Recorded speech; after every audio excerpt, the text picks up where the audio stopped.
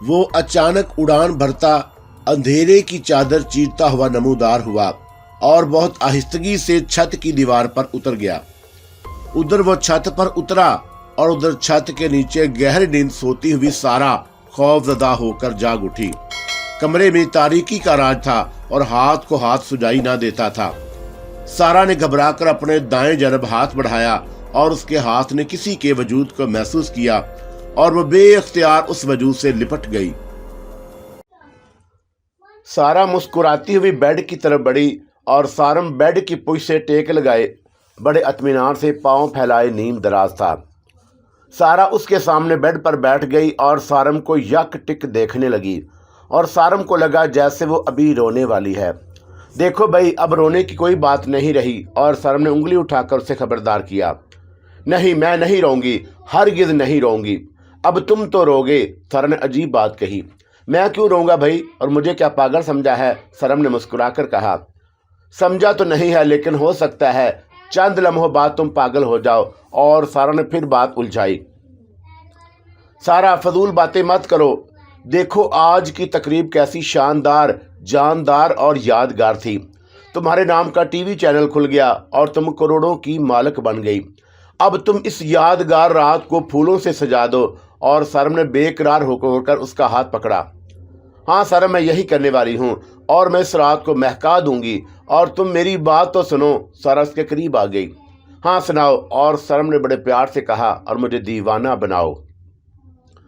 और जब सारा ने उसके करीब सरगोशी की तो वह बेसाख्ता चीख पड़ा, नहीं नहीं, क्यों? ये बिल्कुल सच है। और सारम, तुम बाप बनने वाले हो। या अल्लाह तेरा शुक्र है, या अल्लाह तेरा शुक्र है मेरे मालिक। आज तूने मुझ पर अपने कर्म की बारिश कर दी और आज इकट्ठी इतनी खुशियां दे दी मेरे मालिक कि कहीं मैं खुशी से मर ना जाऊं। और सारम की आंखों में बेइख्तियार आंसू आ गए।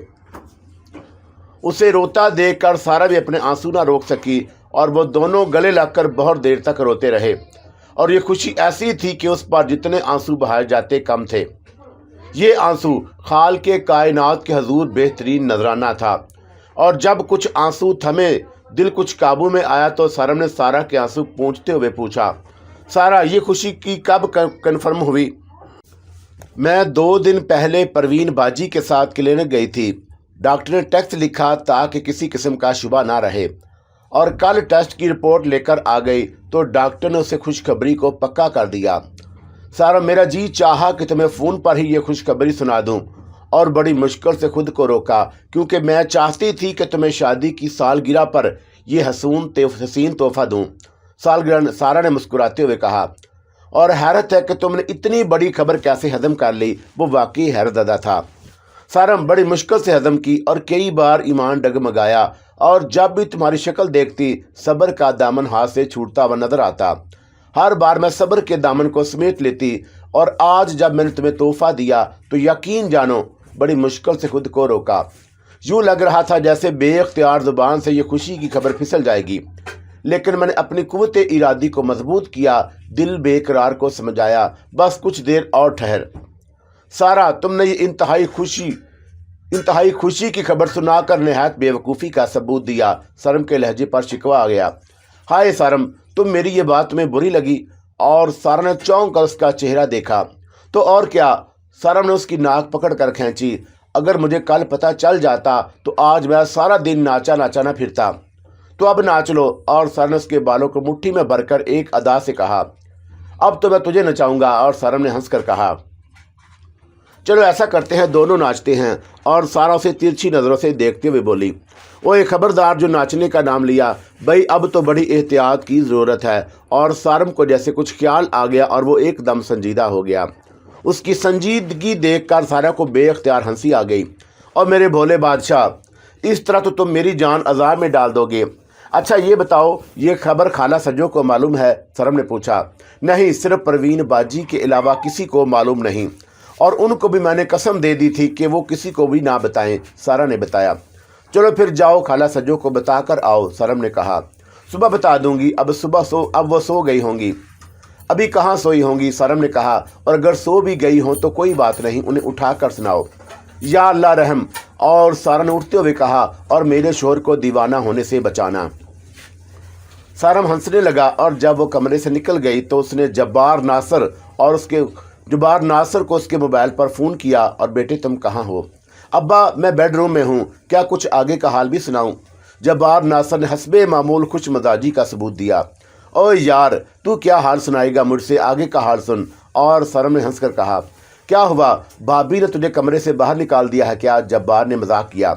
अच्छा बकवास बंद करेगा तो कुछ बोलूँगा ना। और सारम ने संजीदगी से कहा अच्छा जल्दी कर, मुझे अब नींद आ रही है। जब्बार नासर जमाही लेते हुए बोला यार बड़ी ज़बरदस्त खबर है, और सारा ने अभी अभी मुझे बताया है कि तू ताया अबू बनने वाला है। अरे वाह ज़बरदस्त। और जब्बार नासर ने खुशी भरे लहजे में कहा ठहर तेरी भाभी को सुनाता हूँ ये खबर। अरे ओमा नाज, अरे सुनो अपने सारम बाप।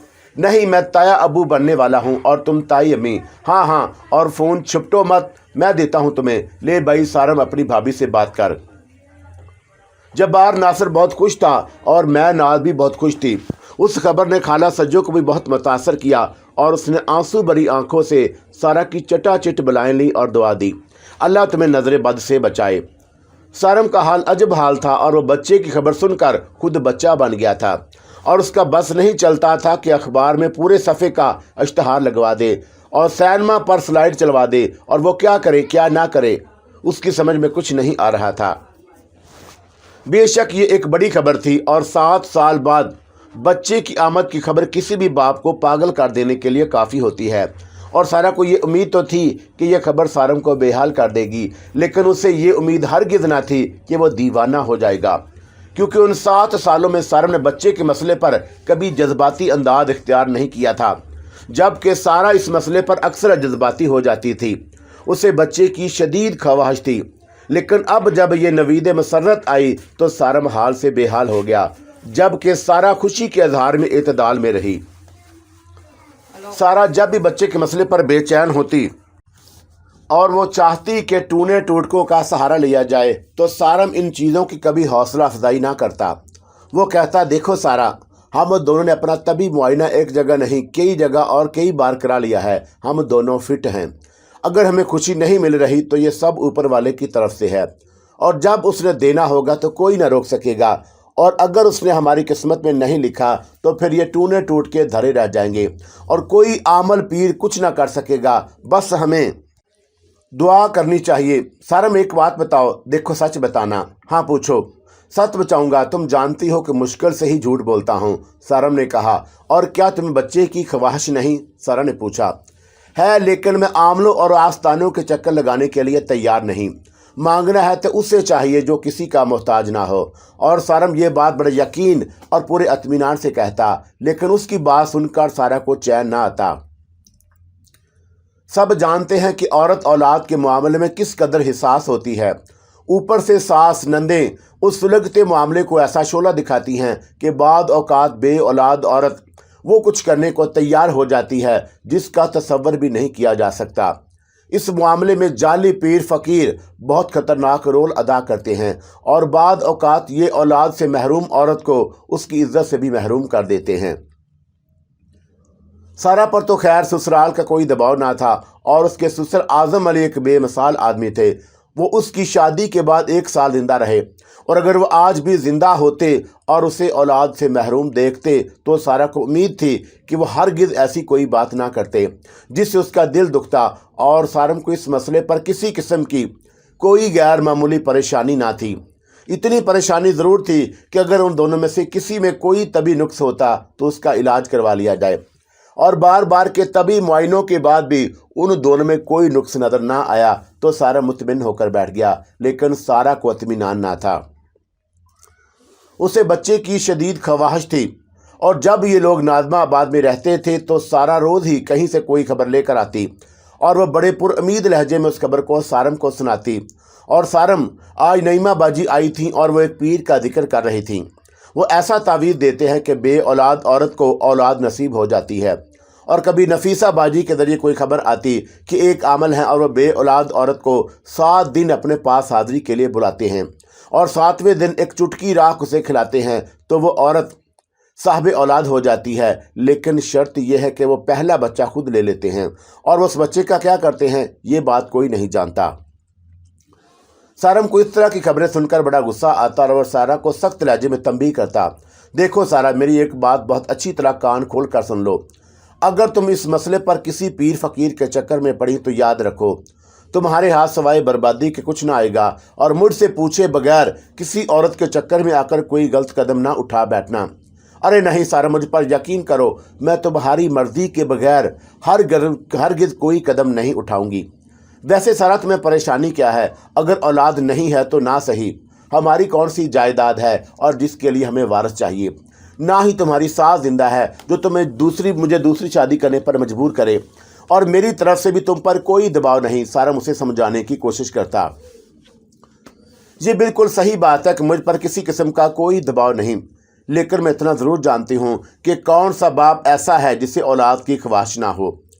मुझे औलाद की ख्वाहिश ज़रूर है, लेकिन मैं अपने जिगर के टुकड़े को किसी के हवाले करने के लिए तैयार नहीं, और मैं खुद भी कभी इसके लिए राज़ी ना होंगी। सारा ने यकीन से कहा, तुम अच्छी तरह जानती हो कि बे औलाद औरतें क्या कुछ करने के लिए तैयार हो जाती हैं।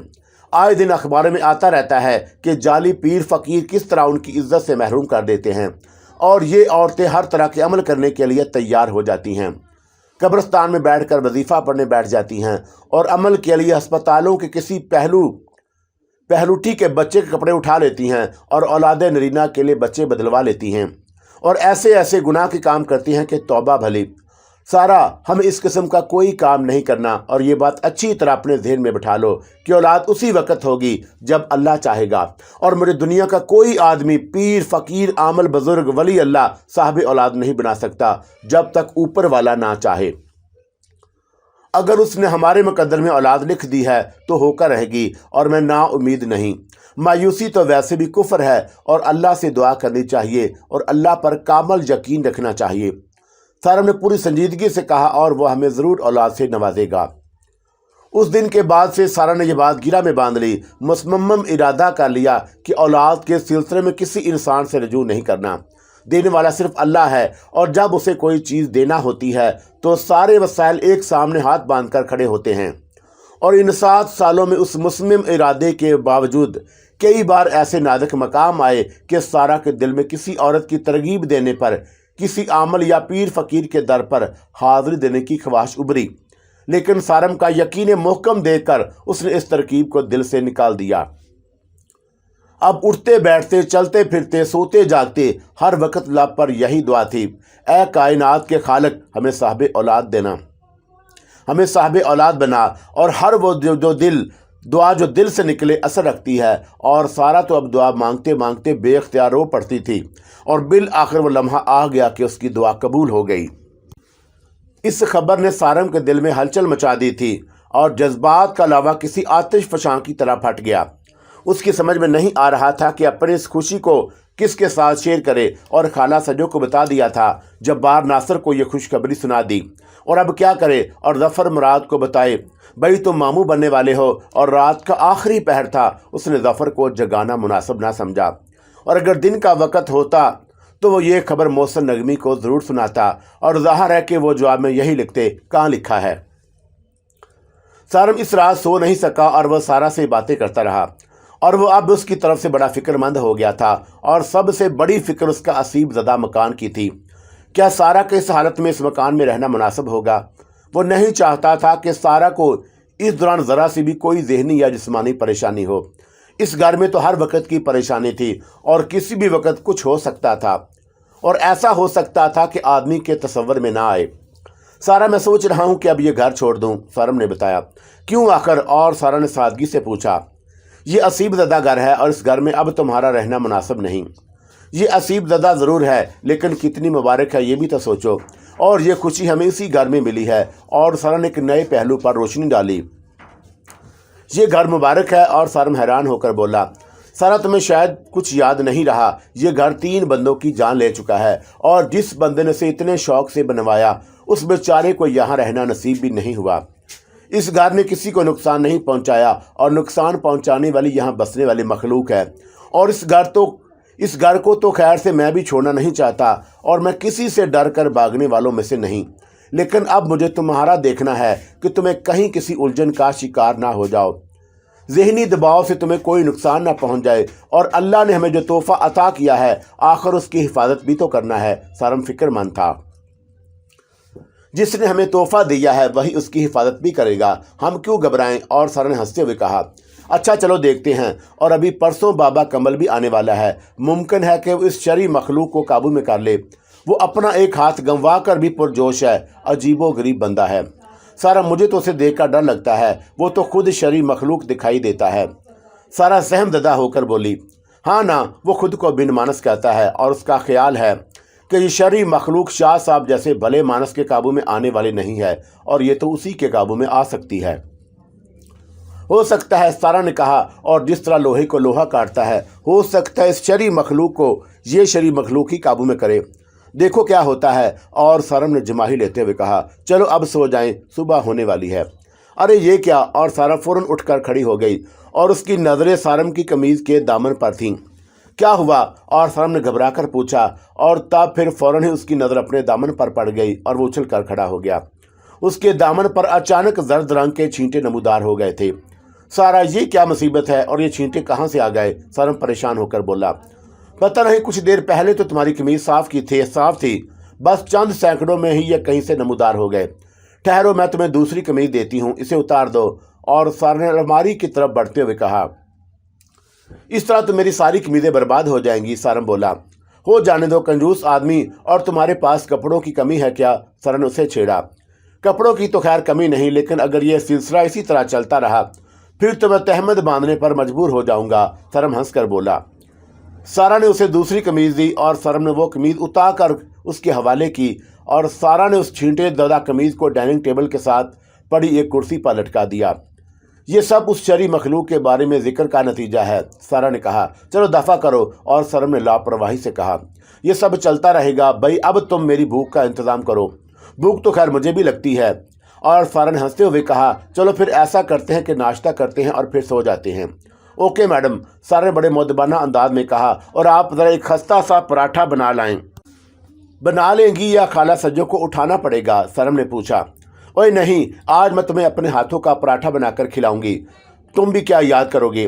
اور پھر میں ہتھوڑا چھیڑی اپنے پاس رکھ لوں۔ اب چھیڑنے کی سارم کی باری تھی۔ تھوڑا تو چلو میں سمجھ میں آ گیا، یہ چھینی کیا ہوتی ہے؟ اور سارا نے بڑی معصومیت سے پوچھا۔ ہتھوڑے کی ضرب لگائی جاتی ہے، اور چھینی کے ذریعے کسی سخت چیز کو کاٹا جاتا ہے، اور میری جاہل بیوی۔ سارم ہنس کر بولا، اوکے، خبردار جو مجھے جاہل کہا، اور میرے نام سے ٹی وی چینل شروع ہونے والا ہے۔ سارا نے اپنی انگلی اس کی آنکھوں کے سامنے ہلائی۔ چینل تو اس وقت شروع ہوگا جب ایم ڈی سارم اس کی اجازت دیں گے۔ ویسے ظفری پر مجھے حیرت ہے کہ مجھ سے پوچھے بغیر تمہیں ایم ڈی بنا دیا، سارا نے کچن میں داخل ہوتے ہوئے ایک ادا سے کہا۔ اور سارم کچن کے دروازے پر آ کھڑا ہوا، اور جانے سارم کو اچانک کیا ہوا کہ وہ ساری بات سن کر ایک دم گمسم سا ہو گیا، اور اس کی نظروں کے سامنے اچانک کروڑوں کا چیک آ گیا، اور سارا کا جملہ اس کے دل میں تیر کی طرح ترازو ہو گیا۔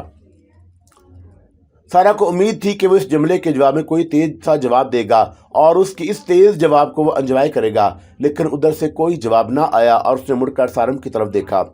وہ کچن کے دروازے پر خاموش کھڑا اسے عجیب سے انداز میں دیکھ رہا تھا۔ ارے! اور سارا اس کی آنکھوں میں ایک عجیب سی کیفیت دیکھ کر پریشان ہو گئی، اور اسے فوراً اندازہ ہو گیا کہ سارم نے اس کی بات کو سنجیدگی سے لیا ہے۔ وہ دوڑ کر اس کے قریب آئی اور اس کا ہاتھ پکڑ کر بولی، کیا ہوا؟ اور سارا، تم ٹھیک کہتی ہو، ظفر کو واقعی تم سے پوچھنا چاہیے تھا۔ خیر سے اب تم کروڑوں کی مالک ہو، اور تمہارا بھائی اس شہر کا ایک بزنس مین ہے، سارم نے سنجیدگی سے کہا، اور اس کے لہجے میں ایک محرومی تھی۔ اچھا، ایک منٹ۔ اور سارا نے یہ کہہ کر تیزی سے بیڈ روم میں چلی گئی، اور فوراً ہی واپس پلٹی۔ اس کے ہاتھ میں ایک لفافہ تھا، اور وہ لفافے سے چک نکالتے ہوئے کچن میں آئی، اور ماچس جلاتے ہوئے بولی، سارم، میں تمہارے اور اپنے درمیان چاندی کی دیوار نہیں آنے دوں گی، اور میں اس چیک کو ابھی ناظر آتش کیے دیتی ہوں۔ سارم، خدا کی قسم یہ بات میں نے مذاق میں کہی تھی، اور تم نے سنجیدگی سے لے لی۔ ایسا تو تمہارے درمیان کبھی نہیں ہوا۔ سارم، مجھے ایسا سرمایہ ہرگز نہیں چاہیے جو تمہیں مجھ سے دور کر دے، اور میں آگ لگا دیتی ہوں اس سرمایہ کو۔ سارم تیزی سے آگے بڑھا، اور اس سے پہلے کہ وہ چیک کو شعلہ دکھاتی، اس نے اس کے ہاتھ سے چیک جھپٹ لیا اور بولا، یہ کیا بے وقوفی ہے؟ مجھے نہیں چاہیے دولت، سارم، مجھے تمہارے سوا کچھ نہیں چاہیے۔ اور سارم نے انتہائی جذباتی انداز میں کہا، ٹھیک ہے، ٹھیک، میں جانتا ہوں تمہیں کیا چاہیے۔ और सारम को अपनी गलती का एहसास हुआ और फिर मेरे मजाक को गलत अंदाज में क्यों लिया। सारा ने शिकवा किया। गलती हो गई माई बाप, हम अहम का माफ़ी दे दो सरकार, नहीं तो हम एक की जगह 4 पराठे खाएंगे। सारम ने मस्करेपन से कहा। क्या बात है तुम्हारी? और सारा ने उसे तिरछी नज़रों से देखा। ये तुम मर्दों को हर चीज़ 4 क्यों चाहिए होती है? बीवियाँ मांगोगे 4, पराठे खाओगे 4, और हमने तो 4 ही मांगे हैं, अब तुम कुछ देने के बाद मांगोगी अचार। और सारम बड़ी मैनी खेज लहजे में बोला। सारम, मारूंगी तुमने फजूल बात की तो। और सारा ने शर्माते हुए कहा। हाय सारा, मैंने तुम्हें शर्माते हुए बड़े अरसे के बाद देखा है यार, तुम तो शर्माई हुई बड़ी प्यारी लगती हो, ज़रा एक बार और शर्माना। अच्छा बस अब चुप हो जाओ और मुझे नाश्ता बनाने दो, सारा ने खुशगवार अंदाज में कहा। और फिर इसी तरह दोनों ने हंसते मुस्कुराते शगुफ्ता अंदाज में बातें करके नाश्ता किया और नाश्ता करने के बाद वो घर से बाहर निकल आए। सुबह का वक्त था और ठंडी खुशगवार हवा चल रही थी। सूरज अभी अंधेरों की चादर में मुंह छुपाए हुए था और ये दोनों अपने घर के गार्डन में टहलने लगे।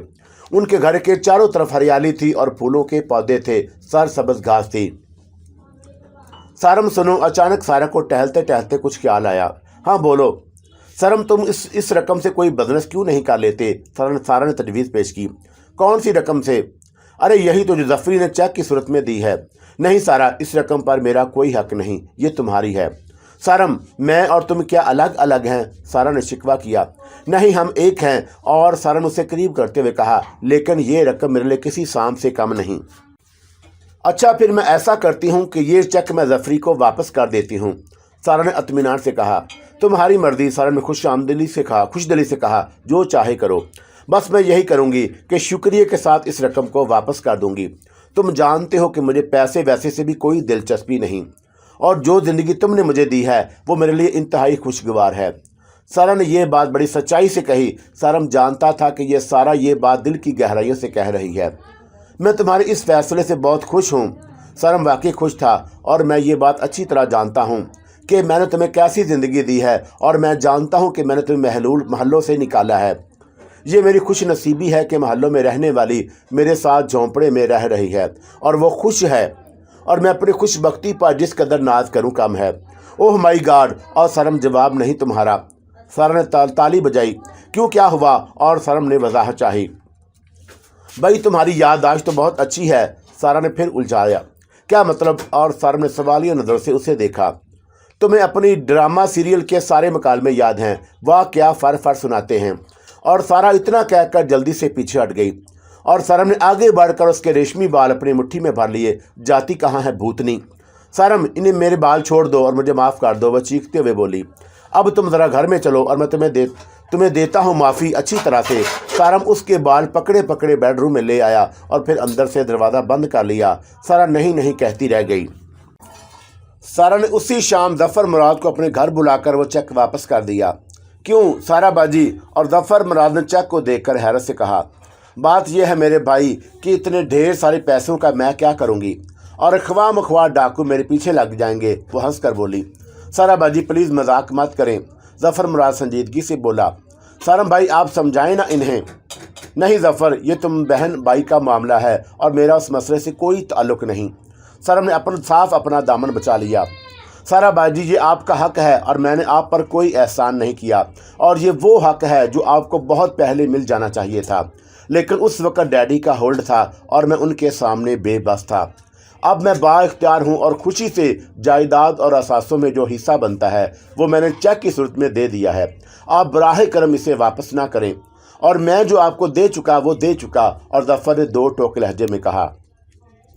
अच्छा जफरी, फिर ऐसा करो कि इस रकम को मेरी तरफ से बिजनेस में लगा दो, बल्कि यूँ करो कि तुमने मेरे नाम से जो टीवी चैनल शुरू करने का ऐलान किया है ये रकम उसमें लगा दो और मुझे अपना बिजनेस पार्टनर बना लो। और सारा ने बड़ी संजीदगी से तजवीज़ पेश की। वो नहीं चाहती थी कि उसके भाई का दिल दुखे, और जफ़र को मुराद को ये बात पसंद आई और वह बोला, ठीक है बाजी, ऐसा हो सकता है, और ये काफ़ी सरमाया है जिससे उस सरमाए को आपकी तरफ से टीवी चैनल में लगा देता हूँ, और फिर सारम भाई जिस तरह चाहें चैनल को चलाएं। हाँ जफ़र, एक बात और, सारा ने उंगली उठाकर कहा। जी बाजी बताइए। और जफ़र ने उसे तज़बज़ब से देखा। सारा टीवी के कोई अहदेदार नहीं बनना चाहते और ये कहते हैं कि मेरे अपने बहुत बखेड़े हैं। सारा ने बात शुरू की। और ज़फ़र मुराद ने फ़ौरन समझ लिया कि सारम उसका सरमाया कबूल करने को तैयार है और ना किसी किस्म का ओहदा। तब इसने कुछ सोच कर एक तजवीज़ पेश की।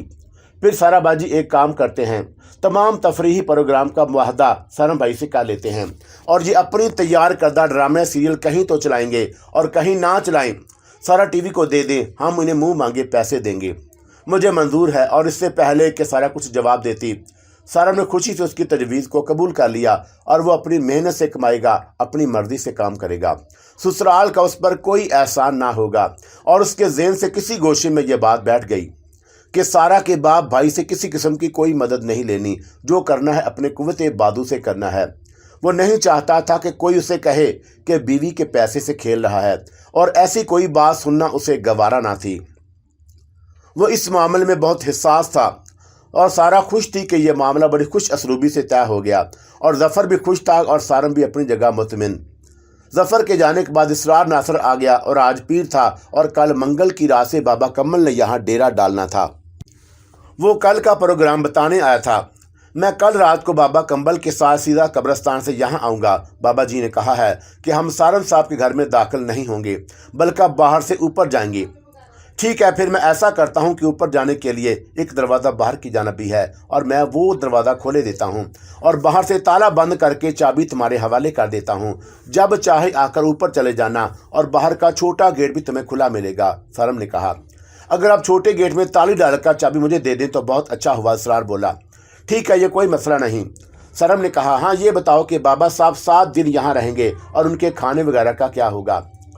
बाबा जी वजीफे के दौरान खास खाना खाते हैं और आपके खाने वगैरह की फिक्र ना करें। और तुम्हारे खाने का क्या होगा? सरम ने दोबारा पूछा। मैं मुस्तकिल बाबा जी के साथ रहूँगा और मैं अपने खाने का खुद बंदोबस्त कर लूँगा, आप फिक्र ना करें। इसरार ने उसे हर फिक्र से आज़ाद कर दिया। सबसे अच्छी बात तो ये थी कि बाबा कम्बल का रास्ता बिल्कुल अलग हो गया और वह दोनों अब घर के बाहर रहेंगे। घर के अंदर उनकी आमदो रफत होती तो सारम को परेशानी लाहक होती। उन बिन मानस से साला और खाला सजो दोनों ही खौफ खाती थीं। सारम ने जीने के बैरूनी दरवाजे और छोटे गेट की चाबियां इसरार के हवाले कर दी और लाउंज में खुलने वाले जीने के दरवाजे को उसने मुतकफल कर दिया। अब बाहर से कोई अंदर घर में नहीं आ सकता था। इसरार जाने लगा तो सारम ने उसे मेन गेट तक छोड़ने आया और इसरार जाते हुए बोला, हाँ सारम भाई, एक बात तो रह ही गई। वो क्या? बाबा जी ने आपको मुबारक भिजवाई है। इसरार ने मुस्कुराते हुए कहा, किस चीज़ के भाई? और सारा की समझ में ना आया। 7 साल के बाद आपको जो ज़बरदस्त खुशी मिली है उस बात की। और इसरार ने ढके छुपे अंदाज में कहा और सारन की समझ में ना आया कि यह खुशखबरी बाबा जी तक किस तरह पहुंची। और उसने कुछ सोच कर पूछा कि बाबा साहब को यह खबर किसने दी? मुझे नहीं मालूम, इसरार ने जवाब दिया। और इसका मतलब है कि तुमने नहीं दी? नहीं, मैं कैसे देता, मुझे तो इस बारे में कुछ मालूम नहीं था और बाबा जी की ज़बानी ही मालूम हुआ। अच्छा, हैरत है। और सारम ने इसरार की तरफ मशकूक नज़रों से देखा। इसरार उसे हैरतदा छोड़ कर रुखसत हुआ और सारम सोचता ही रह गया कि आखिर ये अंदर की बात बाबा कम्बल तक किस तरह पहुंची। उसे शुबा था कि यह खबर उसे इसरार के जरिए मिली और इसरार ने यह खबर अपनी भाभी की ज़ुबान से सुनी। लेकिन इसरार तो जाते हुए कह गया था कि यह खबर उसने बाबा कम्बल की ज़ुबानी ही सुनी थी। इसका मतलब है कि बाबा कम्बल तो बड़े कमाल का आदमी है। और बाबा कम्बल उस पर इत्काद सवा होने लगा और जादू जो सर चढ़ कर बोले। कब्रिस्तान में गहरा अंधेरा छाया हुआ था और बाबा कम्बल एक दूसरे से जुड़ी कब्रों से बचता बचाता कभी उन पर चढ़ता, फलांगता और हाथों में एक छोटी टारक दबाए बढ़ा चला जा रहा था। इसरार उसके साथ था, लेकिन बाबा कम्बल जिस तेजी से कब्रों पर चढ़ता उतरता किसी नामालूम सिमत को जा रहा था और इसरार का बावजूद कोशिश के उसके साथ चलना दूभर था। अगरचे टार्च उसके हाथ में भी थी, लेकिन बीक वक़्त कब्रों और बाबा कम्बल पर नजर रखना उसके बस की बात ना थी। कई दफ़ा वो गिरते गिरते बचा और उसे खदशा था कि कहीं किसी टूटी हुई कब्र में उसका पाँव ना फंस जाए। और वो इस तस्वर से ही कांप जाता और बाबा कम्बल के साथ रहकर उसे अजीबोगरीब तजर्बात से वास्ता पड़ा था। अब वो जान गया था कि काला इल्म सीखना कोई आसान काम नहीं।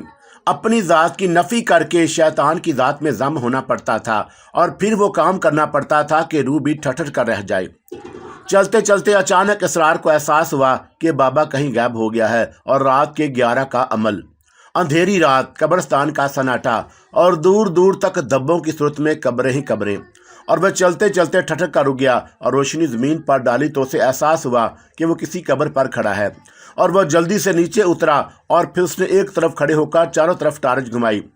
टार्च की महदूद रोशनी उसे आसपास की चंद कब्रों के हाल के सिवा कुछ और न बता सकी। बाबा जी, इसरार ने सहम कर आवाज़ लगाई। हाँ, क्या है? और अचानक एक रख्त आवाज़ सुनाई दी और फिर फौरन ही टार्च रोशन हो गई।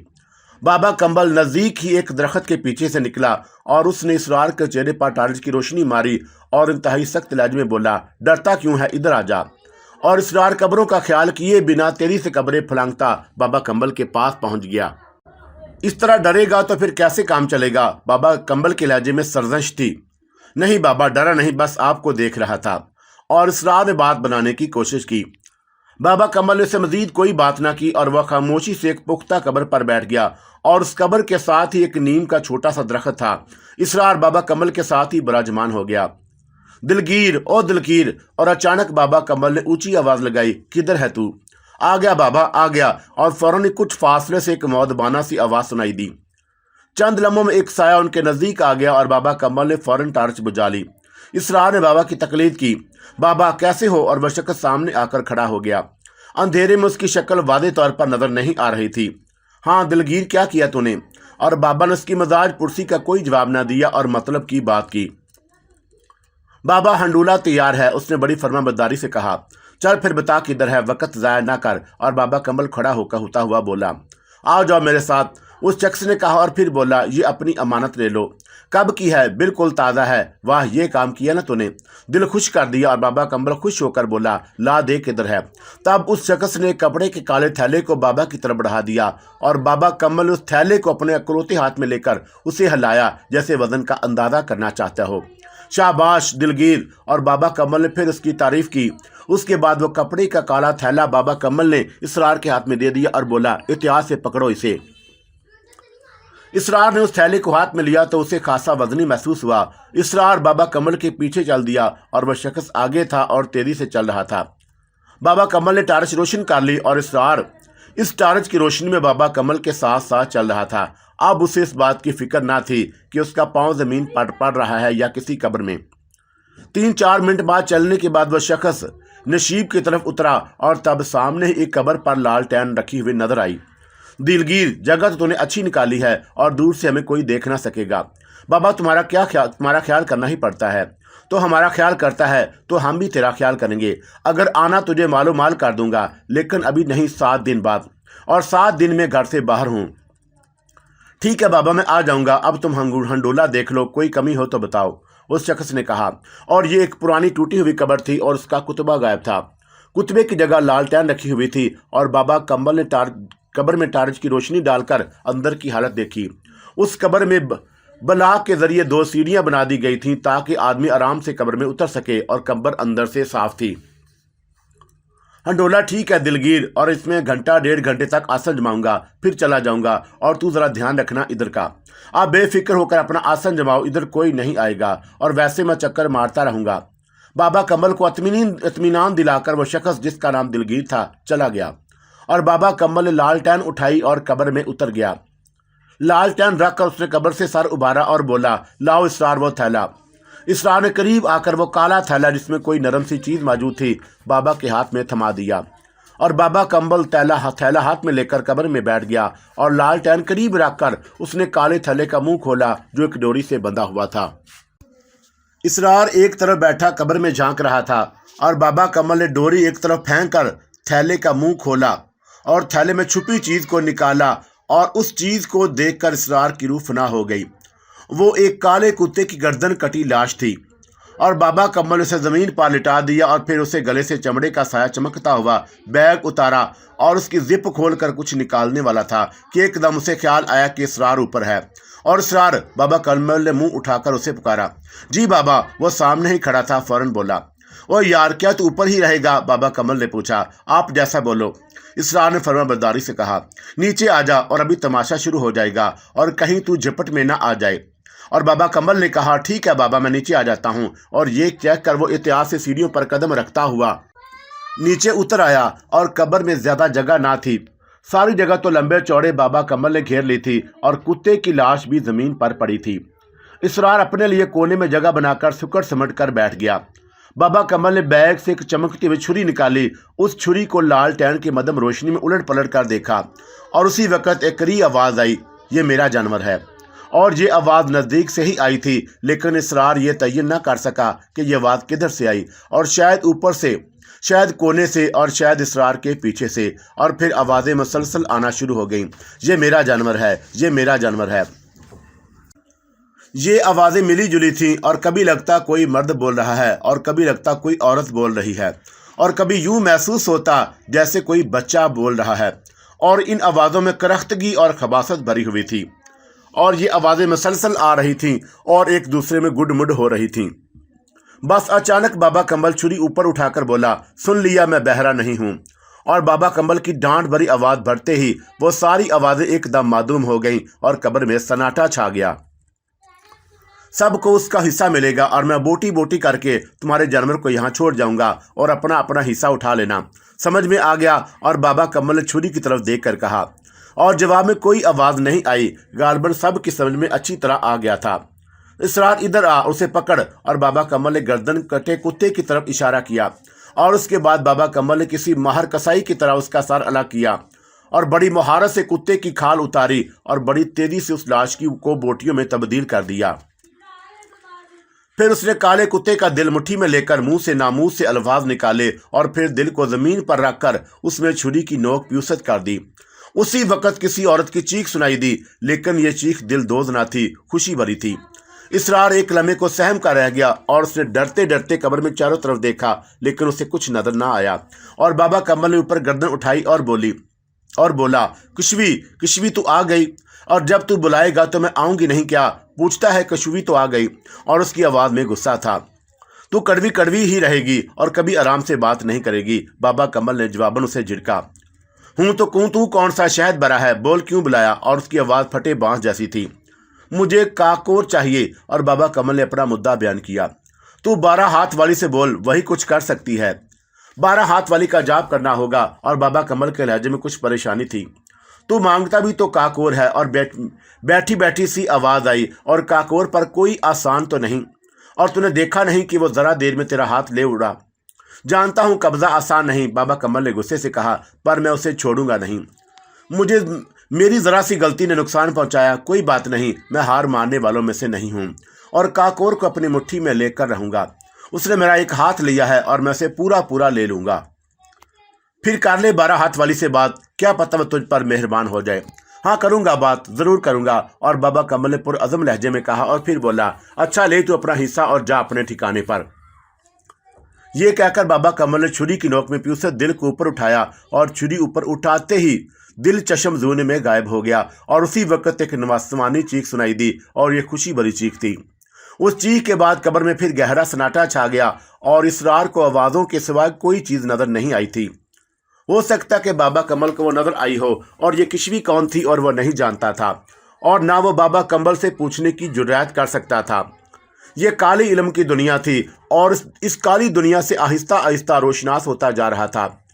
बाबा कमल ने ज़मीन पर पड़े खून को अपने 3 उंगलियों पर लगाया, और उसे अपनी पेशानी पर 3 लकीरें बनाई, और उसके बाद उसने छुरी उठाकर ज़ोर ज़ोर से अजीबोगरीब अल्फाज अपने मुंह से निकाले, और ज़ोर से छुरी कुत्ते की आंख पर मारी, और छुरी से आंख बाहर आ गई।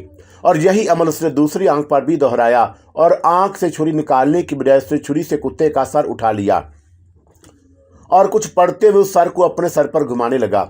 इसरार बड़े गौर से उस घूमते हुए सर को देख रहा था, और वह चक्कर भी गिन रहा था, और इन अल्फाज पर भी गौर कर रहा था जो बाबा कमल की ज़ुबान से अदा हो रहे थे। धमकन धम बिन और वाह वाह वी वाह वाह।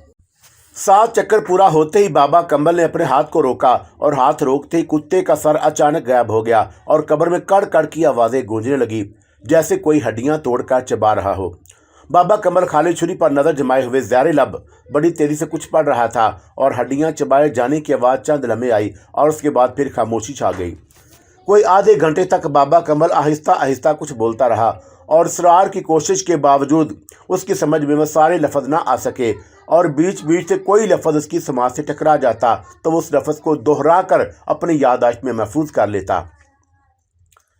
काफी देर के बाद अचानक कब्र में कूंदा सा लपका, जैसे एक लम्हे को बिजली चमकी हो, और फिर कब्र में मुकम्मल अंधेरा छा गया, क्योंकि लालटेन अचानक बढ़कर बुझ गई। और गुप्त अंधेरा होते ही इसरार नासिर के जिस्म में खौफ की लहर दौड़ गई। उसे यूं लगा जैसे किसी ने उसे जिंदा दफन कर दिया हो, और मरने के बाद कब्र में शायद इसी तरह अंधेरा होगा या इससे भी ज्यादा। और मौत के तसव्वुर ही से उसके रीढ़ की हड्डी में सनसनी दौड़ गई। उसके हाथ में टार्च थी और अंधेरा होते ही उसका हाथ टार्च के बटन की तरफ आया। उसने सोचा कि फौरन टार्च रोशन कर दे, और इससे पहले कि इसरार अपनी इस ख्वाहिश पर अमल करता, अचानक कब्र के अंधेरे में एक सांप की सी फुंकार सुनाई दी। क्या करता है? अब बाबा कमल गुस्से और गौफ के मिले जुले लहजे में चीखा। ये सुनते ही इसरार के हाथ से टार्च छूट गई, और ये सोचकर उसका दिल कांपने लगा कि अगर कहीं वो टार्च रोशन कर देता तो ना जाने बाबा कम्बल के अमल का क्या हशर होता, और फिर बाबा कम्बल उसका जो हशर करता वो बड़ा काबिल दीद होता, और ज़रा सी गलती से उसे रांदा दरगाह करार देती। कब्र में अंधेरा था और इतना कि उसे आंखें खोली रखना मुश्किल हो गया, और वैसे आंखें खोली रखने का कोई फ़ायदा भी ना था। कोशिश के बावजूद उसे कुछ नज़र नहीं आ रहा था। बस वक्फे वक्फे से बाबा कम्बल की आवाज़ सुनाई दे रही थी, और वो किसी से मुखातब था। किस से मुखातब था उसका पता नहीं चल सका, क्योंकि किसी की शक्ल दिखाई नहीं दे रही थी और ना आवाज़ सुनाई दी। और ये सवालात भी कुछ अंदाजे कैसे थे कि इसरार नासिर के मैंने अखज़ ना कर सका। वो खालसन तकनीकी ज़ुबान थी। सवालात का ये सिलसिला 1-2 मिनट के से ज़्यादा ना चला, और फिर कब्र में खामोशी छा गई। अंधेरा पहले ही से मौजूद था, और अचानक बिजली सी चमकी और लालटेन खुद ब खुद जल उठी। बाबा कमल के अंधेरे चेहरे पर दांतों की चमक नुमाया हो गई, और फिर उसके मुंह से खुशी भरी आवाज़ निकली, हाँ भाई इसरार, अब जला ले रोशनी और खूब चिरागा कर। वैसे तो क्या करने लगा है? अगर मैं तुझे ना टोकता तो तूने टार्च जला देनी थी, और रोशनी होते ही सब कुछ जल जाता, सब कुछ जल जाता, ना तू रहता और ना मैं। बाबा मुझे अंदाज़ा नहीं था, वरना मैं ये हरकत कभी ना करता, वो खौफज़दा लहजे में बोला। जानता हूँ इसमें तेरी कोई गलती नहीं, और हमें तुझे पहले ही बता देना चाहिए था, बाबा कमल ने बड़े नरम लहजे में कहा। चल अब उठ निकल यहाँ से। ठीक है बाबा चलें, इसरार बोला। और बाबा कमल ने अपनी छुरी उठाकर बैग में डाली और टार्च पकड़ा कर खड़ा हो गया। उसने अपनी टार्च रोशन कर ली और कब्र से बाहर निकलने के लिए एक सीढ़ी पर कदम रखा, और फिर पलट कर बोला, इसरार लालटेन उठा लो।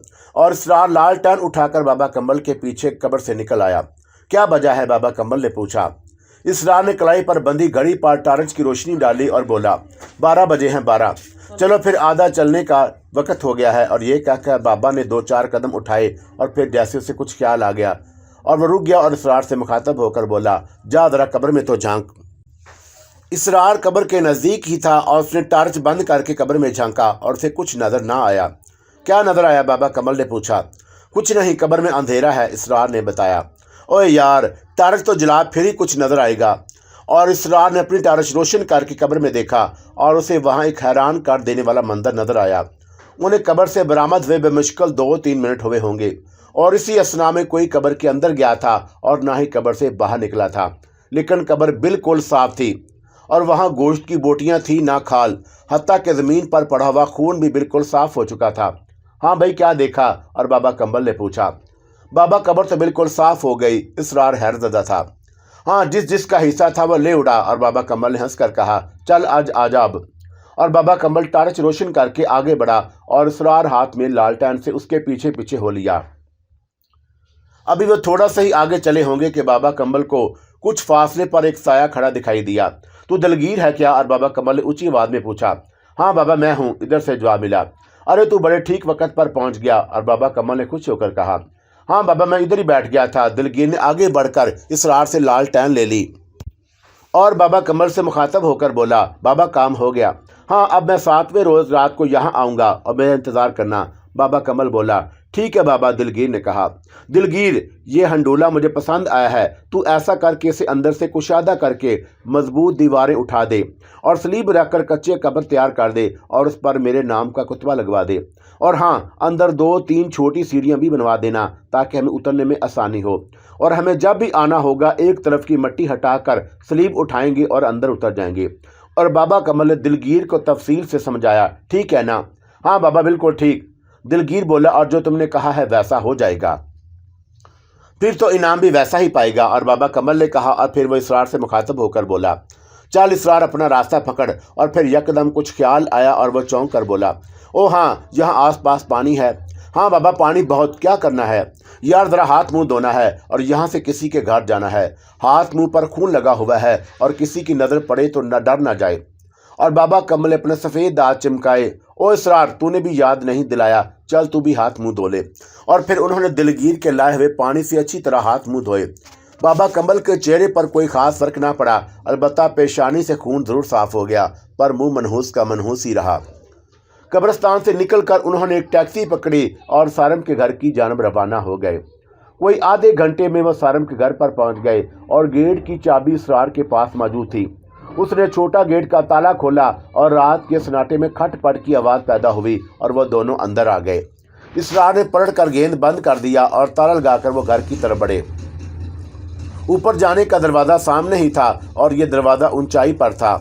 3 सीढ़ियां चढ़कर इसरार ने दरवाज़ा खोला और कोशिश की कि दरवाज़ा खोलने का शोर ना हो, लेकिन क्योंकि यह दरवाज़ा बहुत कम खुलता था, लिहाजा कब्जे जंग आलूद होने की वजह से थोड़ा सा शोर हुआ, लेकिन रात के सन्नाटे में यह शोर भी बहुत था।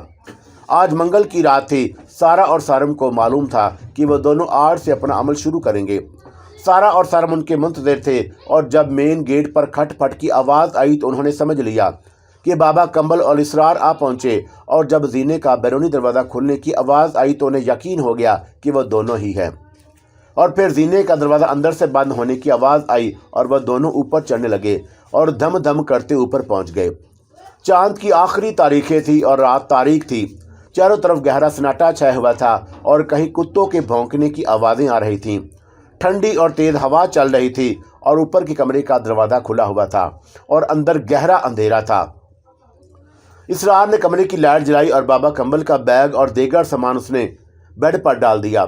और बाबा कम्बल ने सबसे पहले वो दरवाज़ा बंद किया जिससे नीचे जाया जा सकता था, और उसके बाद उसने छत के 7 चक्कर काटे और फिर छत के दरमियान खड़ा होकर उसने धीरे धीरे कुछ बोलना शुरू किया और वह कतई नामूस अल्फाज में बोल रहा था। इसरार कमरे की दहलीज पर बैठ गया और बाबा कम्बल को बगौर देखने लगा। 10-15 मिनट के अमल के बाद बाबा ने अपनी जगह से हरकत की और पूरी छत का 4 दीवारी के साथ साथ एक चक्कर लगाया और इसरार को दरवाजे से हटने का इशारा किया। इसरार फौरन दरवाज़ा छोड़कर पीछे हट गया और बाबा कम्बल अंदर दाखिल हुआ। उसने कमरे की खिड़कियों के 7 चक्कर लगाया और फिर दरवाजे से निकलकर छत के दरमियान खड़ा हो गया और वही नामूस अल्फाज बोलने शुरू कर दिए। 10-15 मिनट का ये अमल जारी रहा और उसके बाद फिर उसने छत का चक्कर लगाकर कमरे का भी चक्कर काटा और फिर छत के दरमियान आ खड़ा हुआ। इस तरह उसने ये अमल 3 बार दोहराया और फिर कमरे के अंदर कालीन पर बैठ गया। उसने इत्मीनान का गहरा सांस लिया और कुछ देर खामोश बैठा इसरार की तरफ देखता रहा।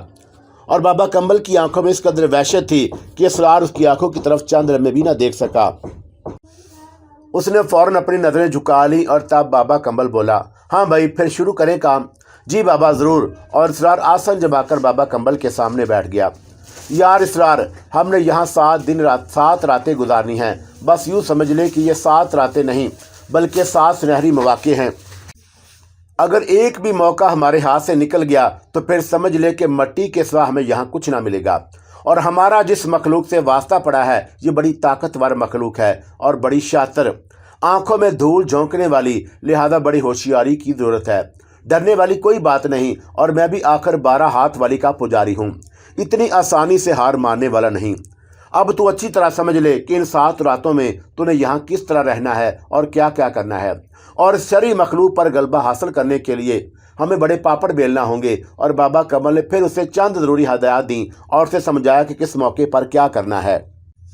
इसरार बाबा कम्बल की बातें बड़ी तवज्जो से सुनता और समझता रहा और ये हदायत सुनकर इसरार के ज़हन में जो सवालात उठे और उसने बाबा कम्बल के सामने रखे। बाबा कम्बल उसके सवालात का पूरी तफसील से जवाब दिया और बाबा कम्बल उसके सवालात सुनकर बड़ा खुश हुआ। वो जान गया था कि इसरार एक ज़हीन शख्स है और आगे जाकर वो उसके भी कान काटेगा। इसरार को अच्छी तरह समझा कर बाबा कम्बल ने अपना अमल शुरू किया। वो कालीन पर एक ख़ास अंदाज से आसन जमाकर बैठ गया और उसने आहिस्ता आहिस्ता कुछ पढ़ना शुरू कर दिया। इसरार उसकी हदायत के मुताबिक उसी अंदाज में बराबर बैठ गया और उसका बताया हुआ एक नामूस लफ्ज़ दोहराने लगा और इस तरह उसके अमल का आगाज़ हो गया जो 7 रातों पर मुहित था। ये अमल सूरज निकलने तक जारी रहा اور اسرار تو عمل کے آغاز کے بعد 2 گھنٹے تک اس کے ساتھ بیٹھا رہا اور پھر وہ بیڈ پر سو گیا۔ اور صبح کو جب عمل ختم ہوا تو بابا کمل اسرار کو اٹھایا اور خود بیڈ پر لیٹ کر چند منٹوں بعد ہی کراٹے بھرنے لگا۔ اسرار منہ ہاتھ دھو کر گھر سے نکلا اور اس نے بازار میں ایک ہوٹل سے حلوہ پوڑی کا ناشتہ کیا اور اس کے بعد اس نے اپنے اور بابا کے لیے دوپہر کے کھانے کا انتظام کیا۔ بابا کمل عمل کے دوران صرف دوپہر کا کھانا کھاتا اور وہ بھی مرغی کی کلیجی اور لیموں کا پانی۔ کھانا وغیرہ کا انتظام کر کے وہ 10 بجے تک گھر واپس آ گیا اور وہ گھر کا چھوٹا گیٹ کھول کر اندر داخل ہوا تو اسے گھر کے دروازے سے سارم نکلتا ہوا نظر آیا۔ اسرار سارم کو دیکھ کر رک گیا۔ ہاں بھائی اسرار، خیریت ہے صاحب؟ سارم نے اس کے قریب پہنچ کر پوچھا۔ جی سارم بھائی، اسرار نے مسکرا کر جواب دیا۔ کہاں سے آ رہے ہو؟ بابا جی کا کھانا لے کر آ رہا ہوں، اسرار نے بتایا۔ لیکن تم نے تو بتایا تھا کہ بابا عمل کے دوران کھانا بالکل نہیں کھاتے۔ سارم کو یاد آیا۔ سارم بھائی بعد دوپہر کا کھانا کھاتے ہیں، وہ بھی خاص قسم کا، اور آپ کو اس لیے منع کر دیا کہ بابا جی نہیں چاہتے تھے کہ آپ کو کھانے کے مسئلے پر پریشان کیا جائے، اسرار نے وضاحت کی۔ اچھا یار، جیسے تمہاری مرضی۔ اور سارم نے اسرار کے ہاتھ میں لٹکے ہوئے شاپر کی طرف دیکھتے ہوئے کہا، اور برتن وغیرہ کی ضرورت ہو تو خالہ سجو سے لے لینا، اوپر ہیں، اور ضرورت کے مطابق برتن بھابھی نے پہلے ہی رکھوا دیے تھے، آپ فکر نہ کریں، اور کوئی مسئلہ ہوگا تو میں بھابھی کو بتا دوں گا، اسرار نے خوش دلی سے کہا۔ رات تو ٹھیک گزری؟ سارم نے پوچھا۔ ہاں، ہم لوگ رات کو قبرستان سے سیدھے ادھر آ گئے تھے اور وہاں ایک ٹوٹی ہوئی قبر میں بابا جی نے وظیفہ کیا تھا۔ اسرار نے سارم پر اثر ڈالنے کے لیے قبرستان اور بطور خاص ٹوٹی ہوئی قبر کا ذکر کیا۔ اور اسرار، تمہیں ڈر نہیں لگا؟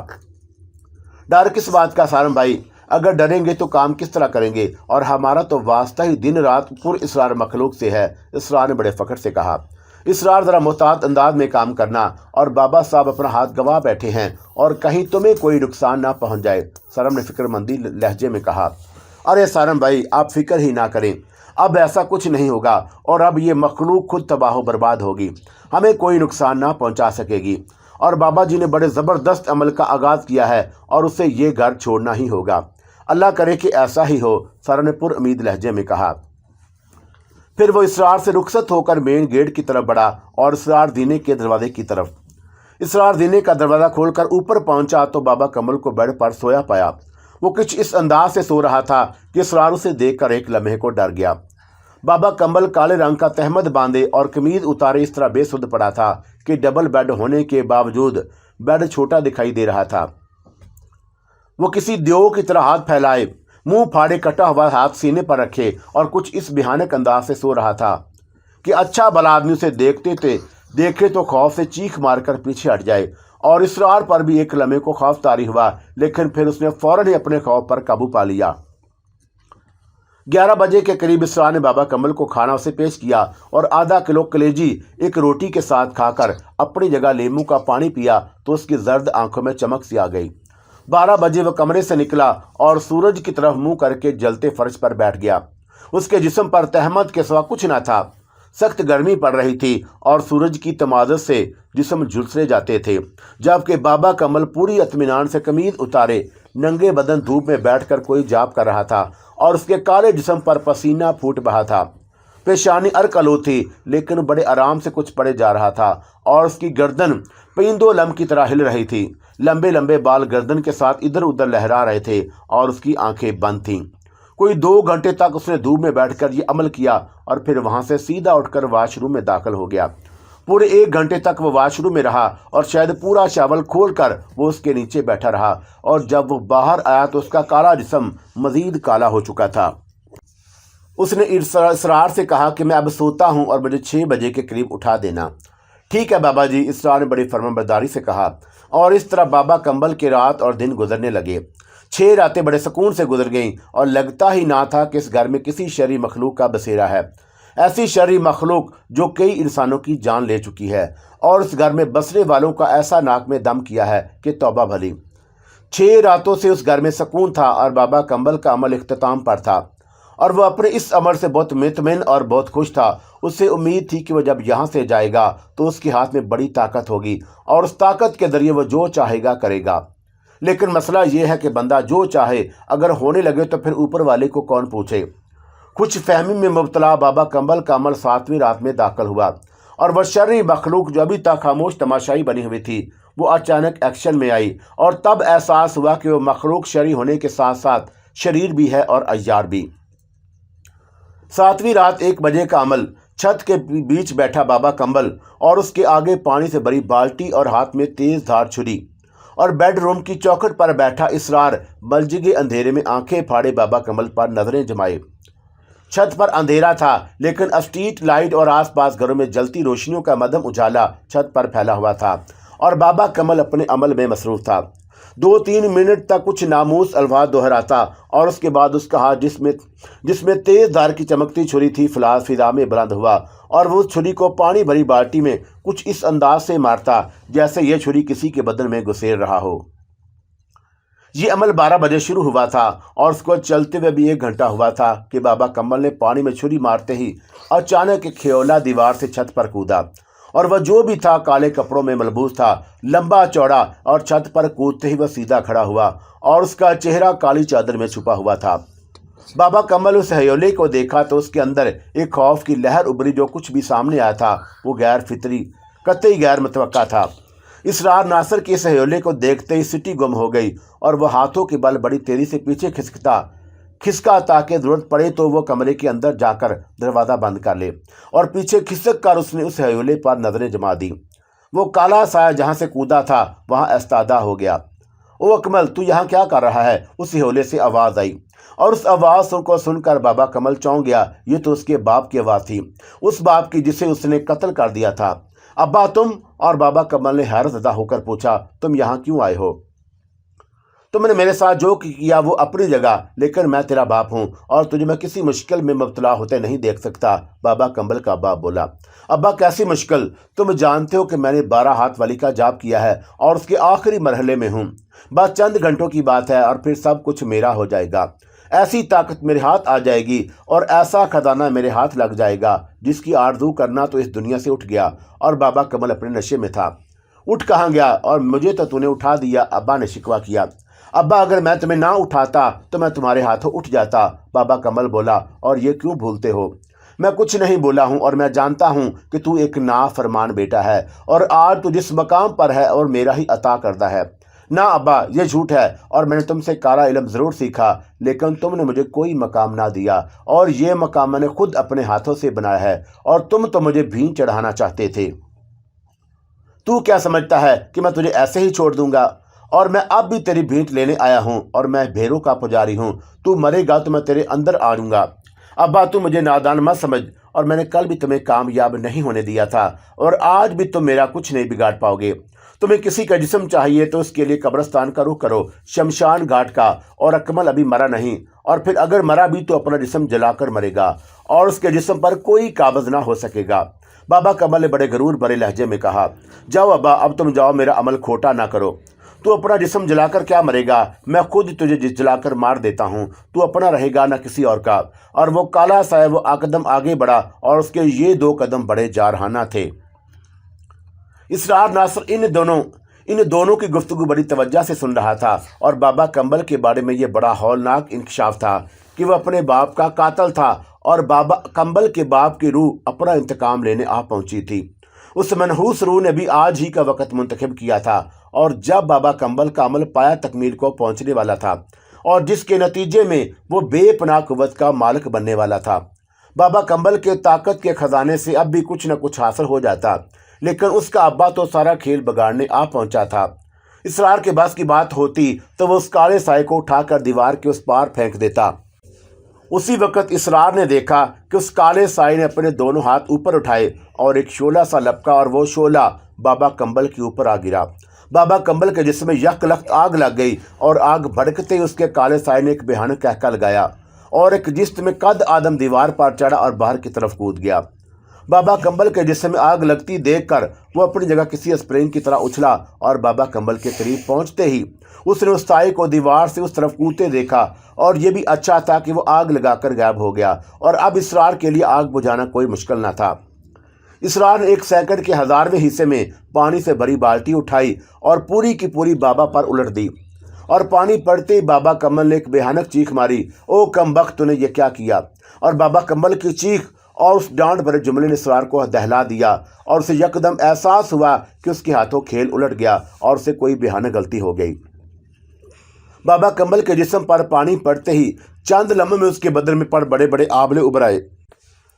बाल्टी में मसान मिला पानी था जो अमल की वजह से बेपनाह गर्म हो गया था और नुक्ता उबाल से भी 10 दर्जे ऊपर।